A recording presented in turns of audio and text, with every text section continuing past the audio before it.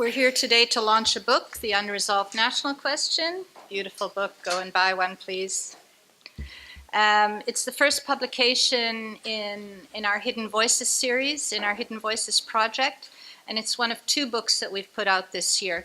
The other one is called A Working Life, Cruel Beyond Belief, and it's a reprint of a 1989 publication of an autobiography of Alfred Temba Abula, who was a worker in the Dunlop factory here in Durban and also a trade unionist and an Mbongi.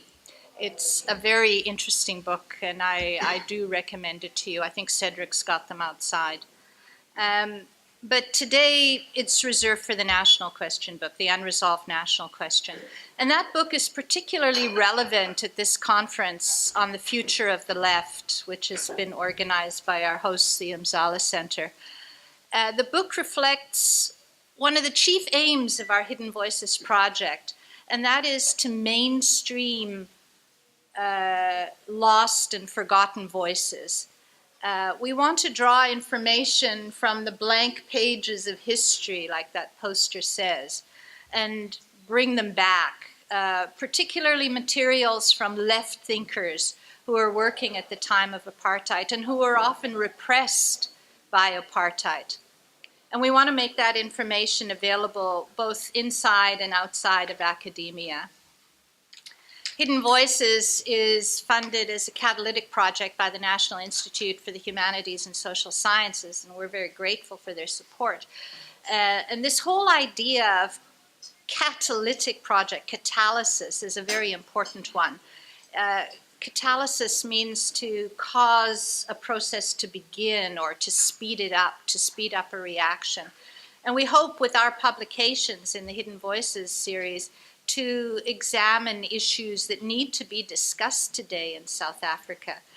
And that's particularly important now.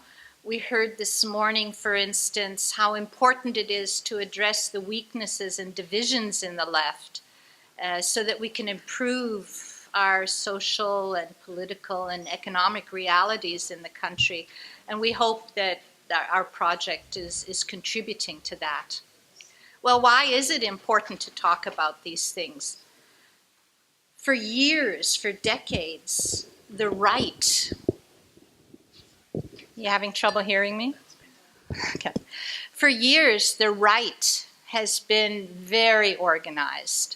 There are lots of right-wing think tanks, and they're very well funded. They provide the intellectual basis, the weapons, for what capitalism and neoliberalism are doing. The left has very few such groupings. They're certainly not as big, they're not as well funded. The Mzala Centre is one of the left groupings that is starting to function as a left think tank. It's a very young one, but it's here. The Chris Hani Institute, where the Hidden Voices project began, is another place that has the potential to do that. This conference and the diversity of the people that have come here to share their experiences and their thoughts, it is very important. We need to provide lots of opportunities like this because providing such opportunities is a kind of catalyst, and we need to promote that. We should also promote a wide range of discussion and education groups on the left so that our young people can learn about left history and left options for the future.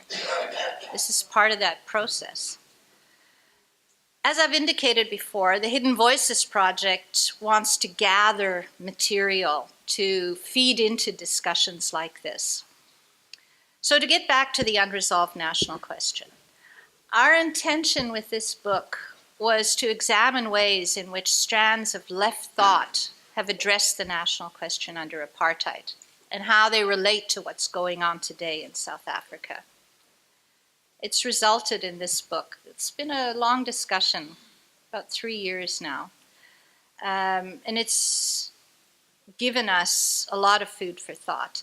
Now, Eddie will carry on from here to talk in more detail about what the book is about and how we can use it. And as you listen to him, please think about how this book can fit into this broader discussion and requirements of the left that I've outlined. Thank you. Okay. Right, colleagues, comrades, friends. I'm Eddie Webster, and I want to make 3 points about the book. The first point is that the idea of the national question is a profoundly evocative term.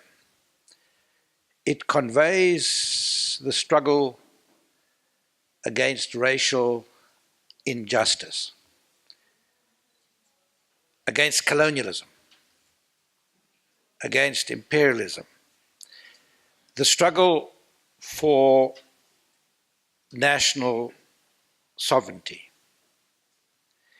But it's also an ambiguous term. It has different meanings. In the popular discourse, you will hear people talk about 2 nations, colonizer and colonized. Or you'll hear people talk about the rainbow nation. Or you sometimes hear stories about the multiple identities, social cohesion.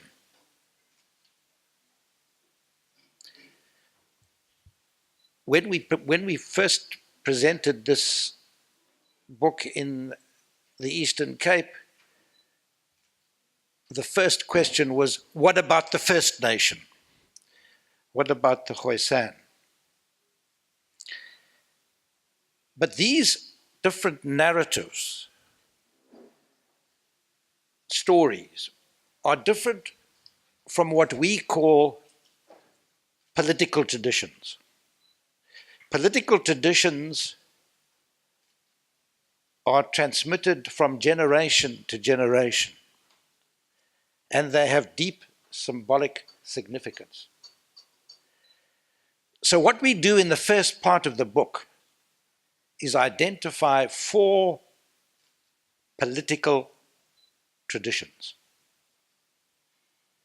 And of course, the strongest historically is the Marxist-Leninist tradition, the tradition of the South African Communist Party, and their concept of colonialism of a special type, and the National Democratic Revolution. But there have always been other political traditions in South Africa left. The Congress tradition, and their particular formulation in this book, people like Oliver Tambo, Albert Luthuli, whose idea of the national question was non-racial, one nation. And then, of course, side by side with that tradition was Trotskyism. From the unity movement in the Western and Eastern Cape, you have a notion that the nation and the national question cannot be resolved to 2 stages. First the national democratic stage and then the socialist stage, but it's an uninterrupted struggle. And as Trotsky formulated it, a world revolution,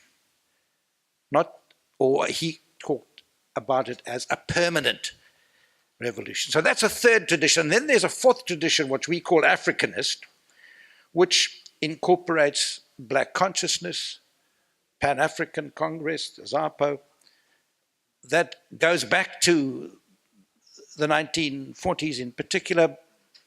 We're not associating any particular political party. It's a particular tradition. Because that's the first point I wanted to make, that it's an evocative idea, but it has different meanings and there are different traditions. Secondly,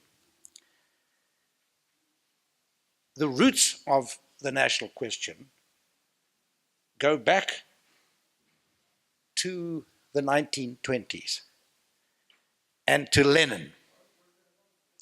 Lenin argued, and you just note the period he was talking about, the 1920s.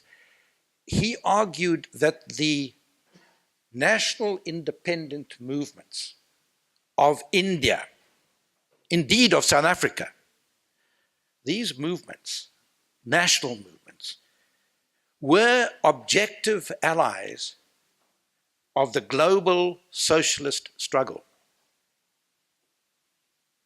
Even if they were led by the bourgeoisie, they were nevertheless, and based in underdeveloped, economically backward peasant countries, there was a basis for an alliance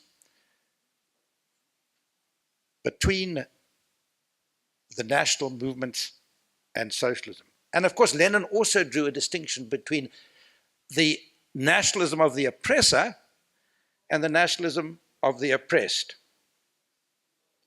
And he also argued it is possible for such nations of the developing world, of the colonial world, on gaining independence, to move directly to the implementation of socialism. Now, at the time, 1920s, Comrade Roy of India, who was the leader of the Indian Communist Party, said, and this is quite crucial, he opposed Lenin, and he said that if you form an alliance with capital, and capital, or he said at the time already in India, was very powerful, very strong, it would dominate the national independence movement. Now, interestingly, Lenin's position was adopted. And in 1929, the Communist Party of South Africa, which of course today is the South African Communist Party, adopted the slogan of an independent native South African republic, which would lead to a non-racial workers' and peasant republic. In other words, the basis of the two-stage national democratic revolution. First, national democracy and then socialism. I want to, and that's my second point, it's a very important point because Roy at the time, the Indian Marxist, said if you form an alliance with capital, because of the strength of capital, they will dominate that alliance. They will hijack your struggle. Nevertheless, the party adopted that position. So that's the second point I want. The third point, and that's the central argument in the book, that it's the second part of the book. However you define the national question, and I've suggested to you define it differently, those different traditions, it has not been resolved.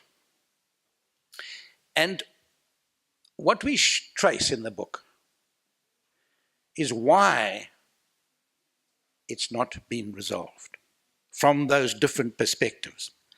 And there are actually 6 different perspectives. I mean, the interesting one, the first one, which is very relevant as we are here in KwaZulu-Natal, is the argument that at the core of nationalism is ethnicity, is language, is culture, ethnic nationalism. And of course, Afrikaner nationalism, that was the core of Afrikaner nationalism, argument that there's not one nation in South Africa, there are many nations. And each of those nations should have the right to self-determination, just as we Afrikaners have claimed for us the right to self-determination. Now, in the chapter by Dunbar Moody, he shows how in Afrikaner Broederbond, that argument was made and formed the basis of Woods' Bantustan policy. If we claim independence for ourselves as Afrikaner and our language, how could we deny that to the Xhosa-speaking people, the Zulu-speaking people, and others? Okay. So from this perspective, and we have chapters particularly on Zuluness by Arisitas, Jerry Marais, and others. There's a second approach of those who argue that the national question is unresolved because of racism. Now that's the Africanist position that I spoke about earlier, Du Bois in the United States, the notion of double consciousness. But the argument here is that the nation is a product of European modernity. And it's quite misplaced for us to think here in Africa of resolving the national question through the European nation state. That what we have to understand is a Pan-Africanist or indeed a global perspective on the national question. So that's a second approach. A third approach would be to argue actually at the center of the unresolved nature of the national question is gender, is patriarchy, is gender violence. And the problem with the national way the national question has been framed, that it subordinated the national question to the national liberation movement. So that's a third approach. A fourth reason for its unresolved would be the workerist position. Now, the workerist position is expressed here in the book through Alec Irwin and Fasatu, and his account of Fasatu. And the argument here is that the nation can only be resolved when workers construct the nation. It must be led by workers and constructed by workers. And there's an interesting strand to that, because we have a chapter by the late Martin Lagassic of the Marxist worker tendency, who argued that position quite strongly inside the ANC. And then, fifthly, there is, in some ways, the ANC position represented through a chapter on the Constitution. And the argument here is that the national question has been resolved. It was resolved in 1994-95 when we established democracy and a constitution, a liberal constitution. And that, in a sense, resolves it. Of course, you could argue that there's been a lack of political will in the implementation of these constitutional rights, what is argued in that chapter. And then finally, there's a chapter by Jeremy Cronin and Alex Mashila. Now that represents, in a way, and it's a very interesting chapter, Alex, because what Alex and Jeremy do is argue, firstly, that the neoliberal agenda of the Mbekiites reduced the national question to the de-racialization of monopoly capitalism. The task of the national question was to consolidate a capitalist democracy by opening up to global markets and promoting a black bourgeoisie.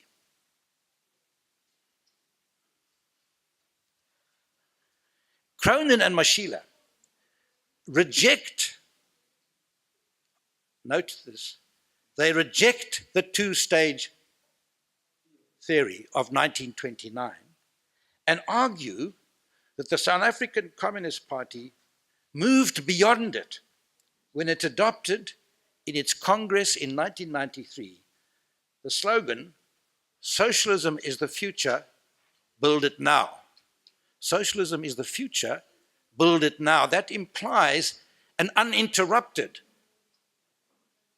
struggle for socialism, argues Cronin and Maseke.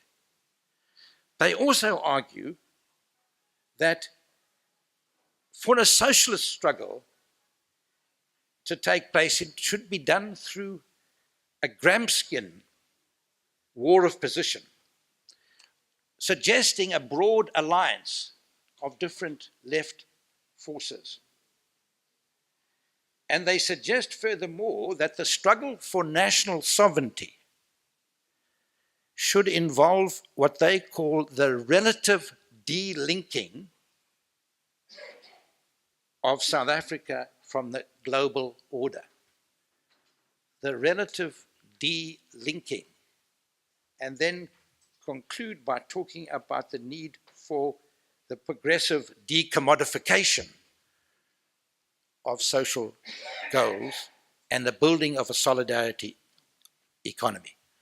So that third point, comrades, is a suggestion that when thinking about the national question, you've got to ask yourself, what do I think it is? How do I define it? And why do I think it is unresolved? And I'm suggesting to you, we suggest in the book, by drawing on a range of left thinkers, and it's very important here to emphasize that we opened the Chris Hani Institute, because this project came from the Chris Hani Institute. We opened the Chris Hani Institute to all the left forces, the Marxist-Leninist, the Congress tradition, the Trotskyist tradition, and the Africanist tradition, and tried to suggest that by drawing out these hidden voices from the past, bringing them out into the open in the form of a book, we would be the catalyst, as Karin Pampallis suggested, the catalyst for opening up a national conversation on the national question. Thank you.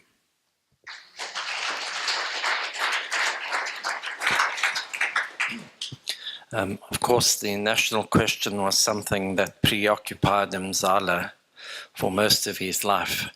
And so I think it's fitting that this book will be launched at this particular conference, and especially since it's looking at all these different traditions, a conversation that Garnet and I will have to have later about the Trotskyist impulses. I'm going to open it to the floor for questions. I've noted 1, 2, 3. So I think what we can do is take those first 3 and then we can move to the next. I just have 2 questions, but before then I just want to comment to Alex just there. I mean, the romanticizing of the ANC with regards to free education is not cute. And cute, I mean, the dictionary definition of ugly but acceptable. In this case, it's just ugly and unacceptable. In the sense that the funding for free education is readily available. We know exactly where to get the funds. If you are curious about where that money is going to come from, you're welcome to come to the launch of the funding model on the 24th. You'll probably find it there. But outside of that, the 2 questions that I have, one is in connection to the question that was asked by my fellow comrade here in socialism. Not in the ANC, but in socialism. With regards to, you mentioned something about we should look at the validity of the arguments rather than the skin color of the contributors in the book. But for me, what I'm struggling to understand is how does then, how do we look at the writings that are presented on such things like Zulu people and the culture without considering the fact that we might come across as anthropological subjects. So the writer might relate to us as anthropological subjects, which takes away the essence of what they might attempt to write about. And the second thing, you mentioned something about the African tradition. I'm very curious, who are these thinkers that inform this tradition, and how were you able to select these thinkers? And amongst those thinkers, is there anything around, what is this, Black Marxist feminism? Because that is something that is missing within the whole argument of the left and the positioning of the left with regards to academia and thinkers as well. Thank you. Greetings, everyone. My apologies if I did not hear everything correctly. So I have 3 short questions. The first one is about how it's Edward, yes. Edward related to the workers' nation taking over. Isn't that still part of the bourgeoisie? And if we look at Frantz Fanon's pitfalls of national consciousness, I mean, it does critique that the bourgeoisie came into power and did not change the system, but only changed the face of those who are in power, which mean no change has been made. Basically, people are still getting poorer and not much is being given to them as promised. So how does this working nation now going to change what the former bourgeoisies were actually doing, which are still doing? My second question is based on the SACP. Due to the alliance of the ANC and the SACP, it is part of government and they support communism. But in their aspects or in their departments, for example, the free education, Blade Nzimande is part of the SACP, but he's not doing anything to make that free education given to people. Isn't communism about that? And lastly, my question is, how do other people write and tell us about our own topics? For example, you mentioned some writer who wrote about Zuluness. Did you guys, however, try and approach Zulu people to actually write that topic about Zuluness? Because I think if someone who is Zulu would relate more than someone who's not, and they'd actually write something more adequate or, yes, academic that one can relate to than someone who's just writing from a perspective outside and asking others as interviewees or something. Thank you. Look, I think those are three fundamental questions, and thank you very much for raising them. The first one about the bourgeoisie, let me put it crudely, hijacking the national struggle. You quoted Fanon, but what I did and what the book does is take us back to a debate between Lenin and Roy, Comrade Roy from India, in 1920. And that's really what we're trying to do here, is to suggest that these debates go back in time. And the point that was made by Fanon, which I think you make very clearly there, that the transition in South Africa has consolidated the capitalist class, was precisely the point that Roy made to Lenin. He said, if you form an alliance with the bourgeoisie, they're sufficiently strong at the time in India to be able to take over and dominate these things. So I think you're making a valid point, but I think the purpose of this book really was trying to give an historical depth, to it. I'm a university professor, so I tend to look at academic things, not only contemporary events. That's the purpose of the book. The second question about the South African Communist Party. I think this is for the South African Communist Party to answer. How they reconcile what Cronin and Mashila said, okay, where they explicitly reject the two-stage theory. And I'm going to push this point, because what I want you to do, sister, is buy the book. And I'd like to encourage others to do that. I mean, it's less than a round of drinks. Yeah, it's 320 rand or something. And because I think I think it's a question I really ought to throw back to the party, because I think that whether getting involved in government, a decision by the party is one that was made by the members of the South African Congress, and I think they must answer that question: how they reconcile their particular thinking about the struggle for socialism with operating inside the government. And it's a great pity that members of the party who are in government are not here today. The third point about, the question about Zuluness. There are two chapters in the book on Inkatha and the whole question of ethnicity. The one is by Ari Sitas, who was a long-standing scholar here in Natal of the Zulu people. So, and the second one is Jerry Marais, who now neither of them are Zulu people, but again, what I would suggest you do is read their chapters, and when you've looked at them, decide what you think is the validity of their argument or not, rather than the color of their skin. Thank you.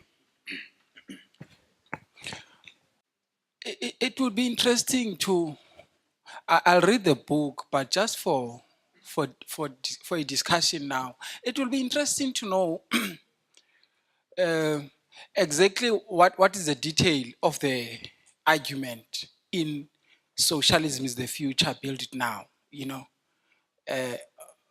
exactly concretely what does it mean? What is a political program that must give expression to that? And do they do an evaluation since that slogan was adopted in 1991?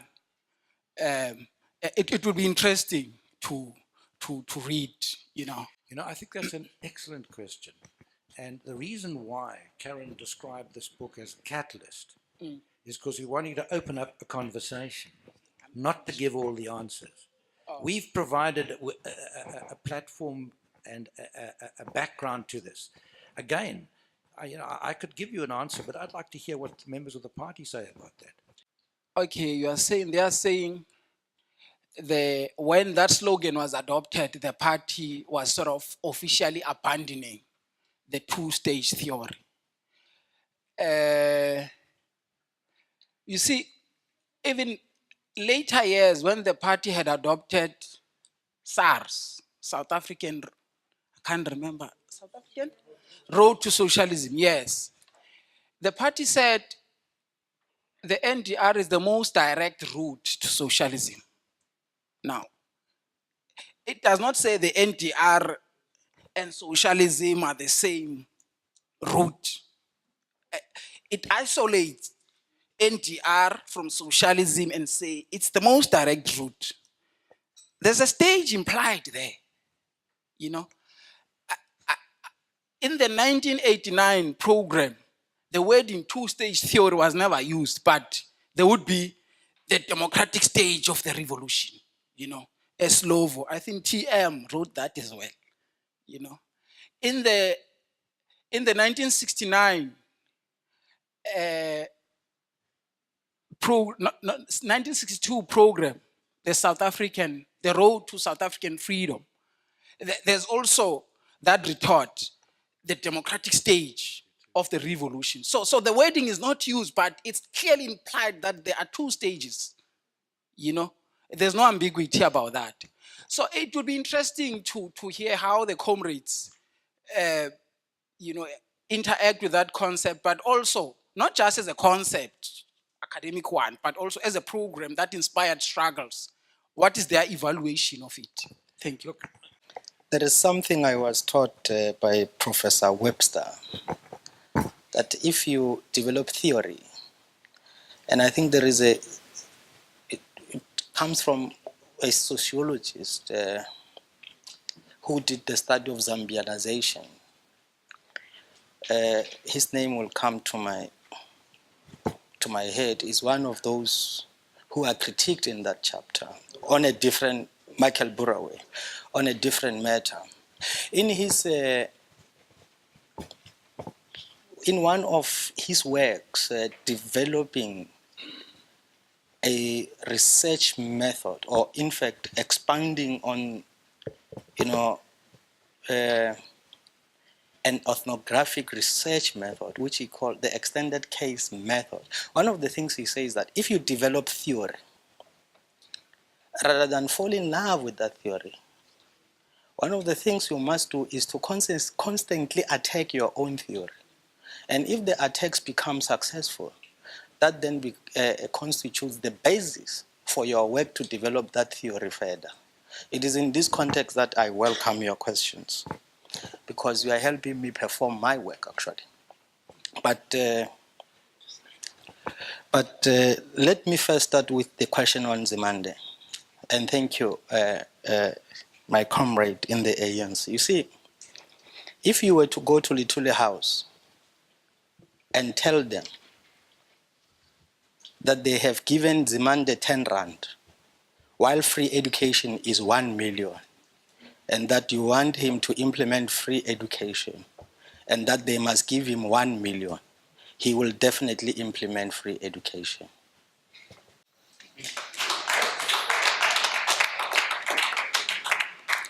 One of the hypocrisies in our movement, you know, there is this meeting called the ANC National Lekgotla.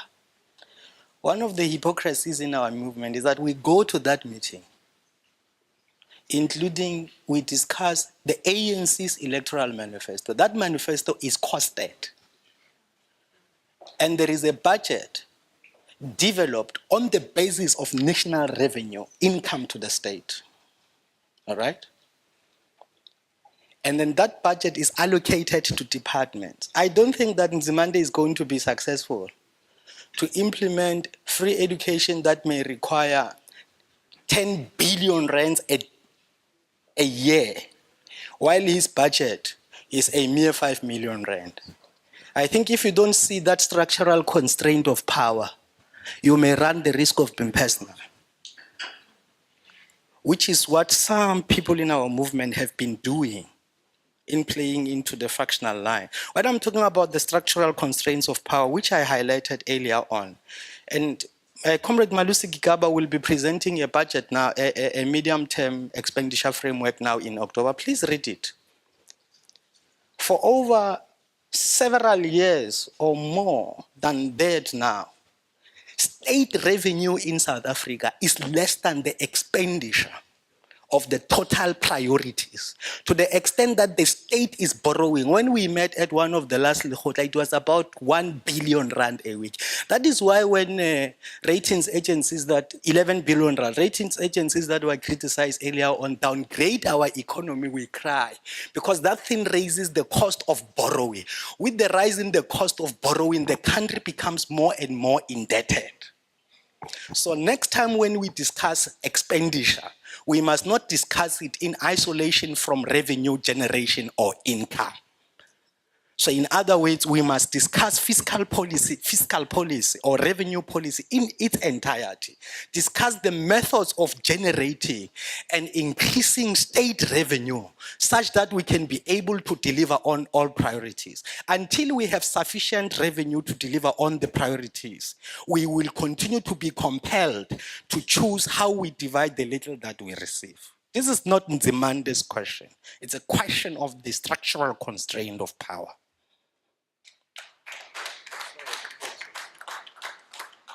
I challenge you perhaps to look at the budget of the higher education department. You know, they deliver budget in government.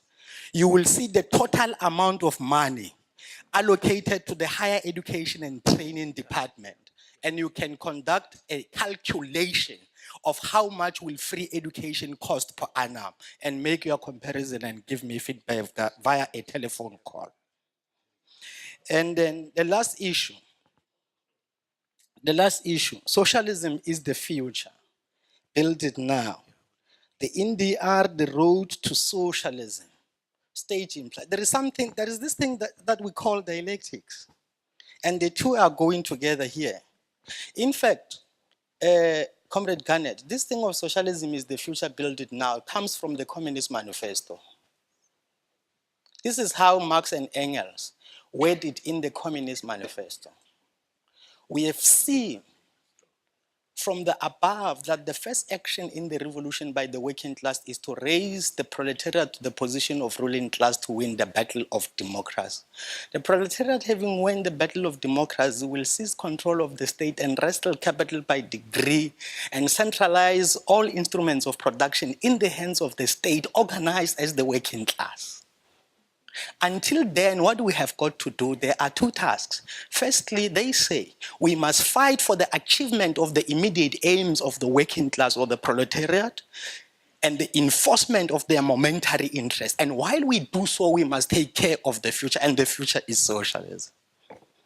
That's the summary. just on the question of the Africanist tradition, the chapter on the African tradition is by Mzala Zondi. It's chapter 5, and he's a very distinguished scholar, and he draws on Fanon, but also on Robert Sobukwe, and but he extends it also to look at double consciousness of Du Bois, the African American. So he chose those, which he says, well, I didn't ask him. The way we approached this is just an important methodological point. We invited people to address the national question and didn't prescribe to them how they should define it and what authors they should choose. So that you came up with a very broad range of writers and approaches. There's a separate chapter on feminism by Shireen Hassam, where she identifies a range of different feminist positions, including a Marxist feminist position. The most difficult question you raise, Cesar, is about the question of the author's chapters on Zuluness. I think that I think I can't really speak about them, but I don't think that they are the kinds of social scientists that look upon their research subjects as anthropological experiments. I mean, they are people who have lived and worked here with the subjects for many years, and I think rather than try and defend them, I think we should read what they say and let them speak for themselves. I'm not going to be a ventriloquist here and speak on their behalf. Yeah. Okay. I think the budget has two elements. And then the comrade is partially correct on the revenue side, but he hasn't said anything on the expenditure side. And if you take the billions of wastage that are clearly reported in the Auditor General, report, then you will actually rethink his position.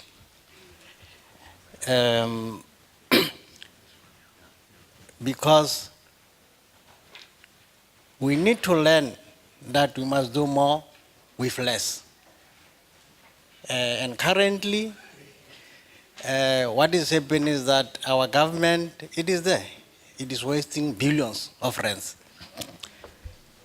As I said earlier on, that the two-stage theory remains a fatal mistake. And the comrade Jeremy Cronin and his co-author, they are not honest. The tripartite alliance is based on the theory of two-stage, on the two-stage theory. The first stage of our revolution, which is the NDR, whose primary contradiction is the national question, is led by the ANC. The second stage of the revolution, which is supposed to be the socialist revolution, is supposed to be led by the SSCP.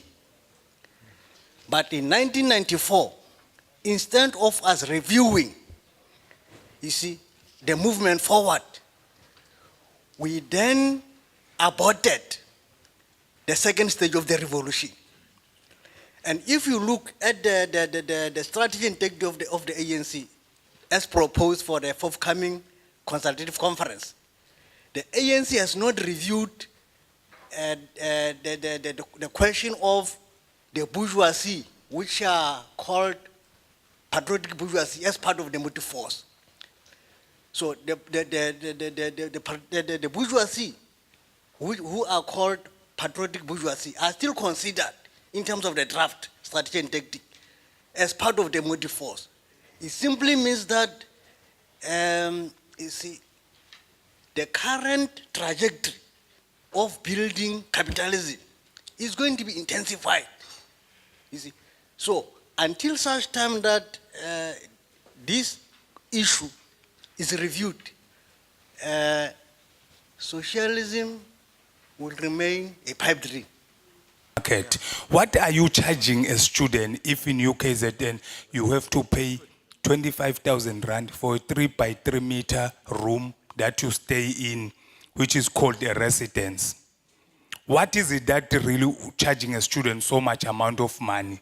Secondary, what are you charging a student at UKZN if you charge him or her 65,000 rand for tuition? A module being like 5,000, some of the modules are 7,000. What is it that you are charging them? There is an energy regulator in South Africa that deals with the pricing of electricity. Why can't there be a regulator that deals with the pricing of higher education? Why are institutions of higher learning allowed a free rein in relation to making their own charges in relation to the education?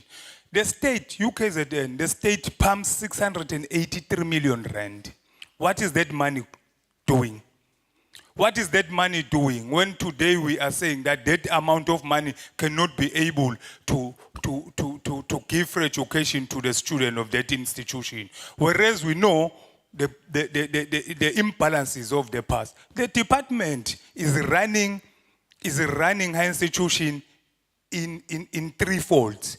You have FETs that are highly micromanaged by the department. They can't even breathe. In the FETs, which are called TVET today, you have a situation where students don't even get their results because everything is done at the national level. You have a situation where students are expected to attend first before they are given their allowances of commuting and so forth. You find that in the end, they don't even get those allowances. You find that the same NSFAS that we are speaking about is inadequate. It's something that we shouldn't even be speaking about. If this is the vanguard party, it should always advocate for the provision of free education. This country, the department should move and table a bill in parliament in relation of free education, so that we know that when they reject that bill, that it has tabled in relation of provision of free education, we'll know that indeed the department tried. But the department and the ANC, they refuse to accept free education when other opposition parties proposes it in parliament. So it is very incorrect from Comrade Alex to come here and defend this nonsense. This is rubbish because it is eating at at the taxpayers' money for no reason. We're highly charged. Where can I find 80,000 rand when I stay in a shack to continue studying? Universities have adopted a zero policy on debt. I cannot be able, you can't even register the following year while I'm ending the following year if you are not, you are owing the university. Even if it's 1 rand, you can't even get your results, by the way. That's what has just happened now. Students are unable to access their results. They are unable able to access their scripts precisely because they are owing the institution. What is an injustice is that? I have 2 observations to make on the national question. It's the challenge we have in Africa is that we adopted the European model of the nation state. And yet our circumstances, our objective circumstances and theirs differed. In Europe, we saw the emergence of a bourgeoisie that was patriotic and committed to nation building. Whereas in Africa, our bourgeoisie is parasitic, compradorial, and very unpatriotic, and not committed to that project at all. We can draw lessons from what has happened in, from what the Kurdish Workers' Party has done. You will know from experience that you have kids dotted in Turkey, in Iraq, in Iran, in all those countries in that region. So they've abandoned the concept that we have of a nation state as we conceive it here. Instead, they have a confederation of nation states which sees the kids in all those countries as part of a revolution that needs to be fought. And I think we need also, in the context of Africa, to rethink our model of of nation building and state building, and not follow the European model, because the people who were pioneering it in Europe, as I said, were a bourgeoisie that was patriotic and committed. Ours has no commitment. It is parasitic, it is compradorial. Thank you. I think first, one just has to say to, our fellow colleague there, Comrade Pinda, who has just left the room.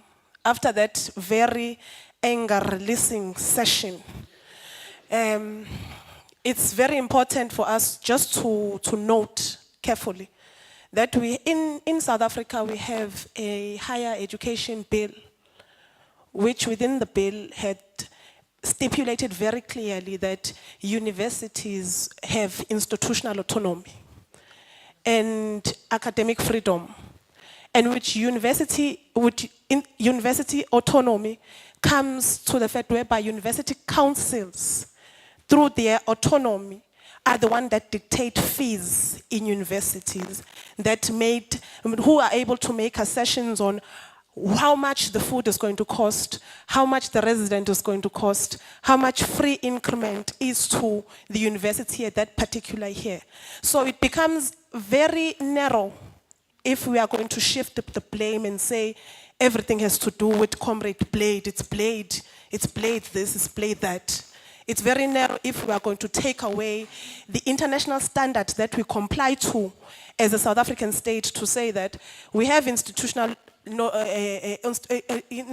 autonomy and we equally have academic freedom that we need to deal. Perhaps one of the things that we actually need to start interrogating is having a higher education amendment bill on institutional autonomy, because of late there is an act. Okay, Derek, now you're intimidating me. I just wanted to clarify on that, on that one. But as well on the question of the book itself, I just wanted to make it to just be curious a bit, because you had mentioned that the argument between Lenin and Roy, and you spoke about Roy stating that if a communist party were to enter into alliance with a capitalist party, therefore the capitalist party would in fact be dominant. Now, according to the Communist International, it resolved on the South African question where South Africa had to enter into alliance with progressive forces. I think in 1928, Comrade Mashila, I say it's 1929, Black Republican thesis resolved. Now, I'm trying to understand in the context of the book, why is the ANC considered a capitalist party or capitalist organization? Because from my understanding, it is a multi-class nationalist party. Now, from the way you had placed the perspective was as if the Communist Party back then, having resolved 1928, 1929, then divulged into being in a strategic or tactical alliance with a capitalist party. So I'm trying to understand that contrast. Where I think I can make a clarification to the previous speaker is on what I understand the debate between Lenin and Roy was about. We're talking about the 1920s, okay? Lenin was saying that he was noting the emergence of national liberation movements in the struggle against colonialism in India, in South Africa. It's the time of the Comintern, and he's saying there, these are countries where you don't have a large proletariat. In other words, to use the language of the time, they're economically backward countries, developing countries. And what he's saying, in those countries, the socialist struggle socialists can form an alliance with the national liberation struggle. Okay, that's Lenin speaking. Okay, so he's talking about an alliance, even in an economically backward country, between the workers and this emerging bourgeoisie, anti-colonial bourgeoisie. Roy, speaking from India, says that is a very dangerous strategy, because in India, already in 1920, the indigenous bourgeoisie, the Indian bourgeoisie, was already strong. And if you form an alliance with them,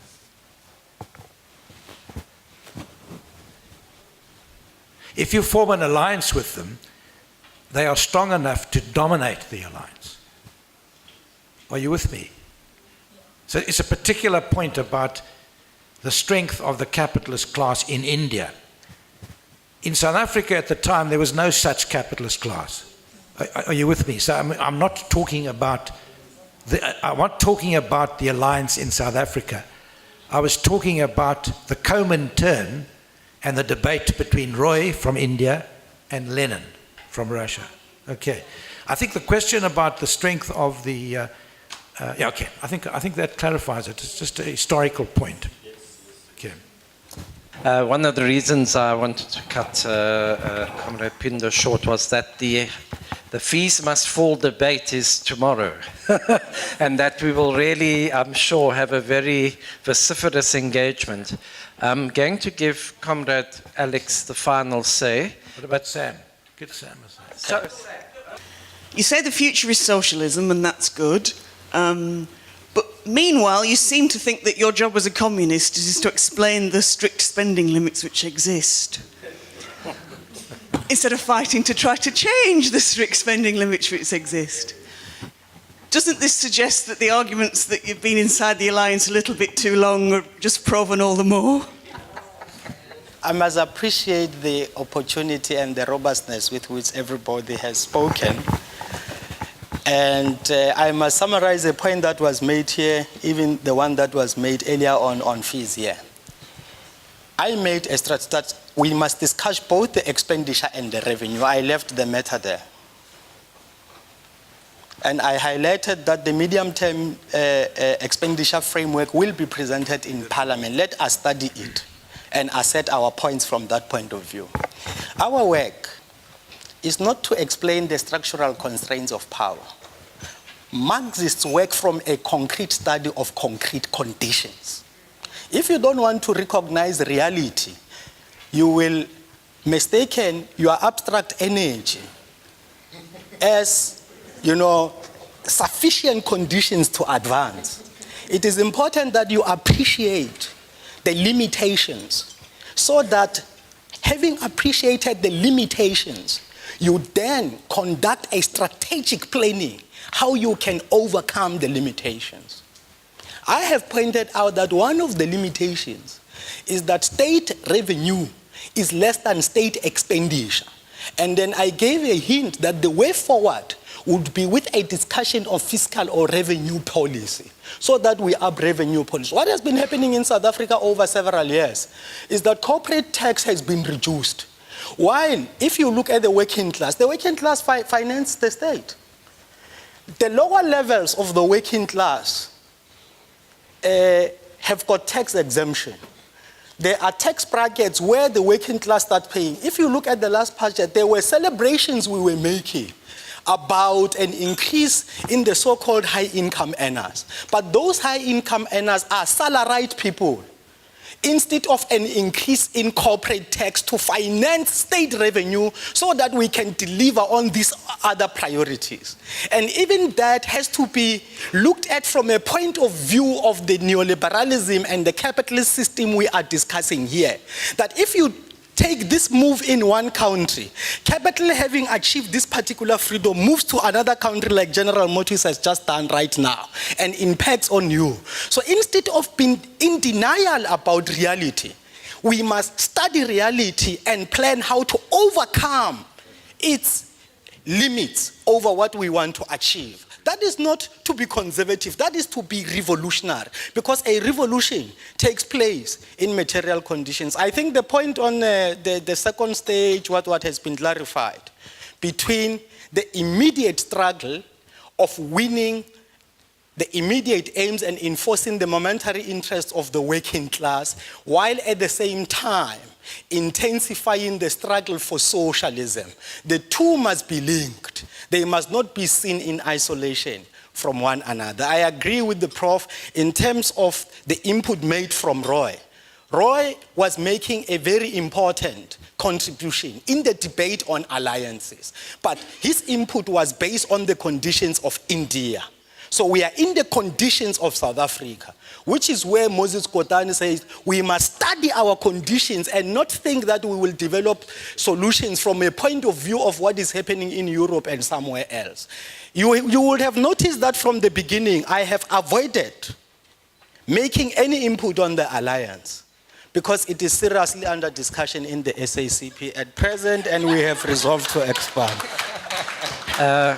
Thanks, comrade. That's called sidestepping. Okay, I think I'm being told to stop now, right? Okay, so just a couple of words. First of all, if the point of this book was to be a catalyst, I think we've achieved it. This was a wonderful discussion. It brought up historical points, it brought up points from current South African issues, and clearly there are going to be discussions that will be continuing, both here at the conference tomorrow and afterwards, and that's wonderful. So thank you for all your input. Secondly, buy the book. That too. Yeah. If the issue of the national question, if the national question is that it's an issue, it's a discussion about forming a united democratic nation, we're not there yet. So there has to be more discussion and more struggles to achieve that and to resolve the national question. It's not resolved yet. It's unresolved. So buy the book and find out more about it. Bolster your arguments. Thank you very much.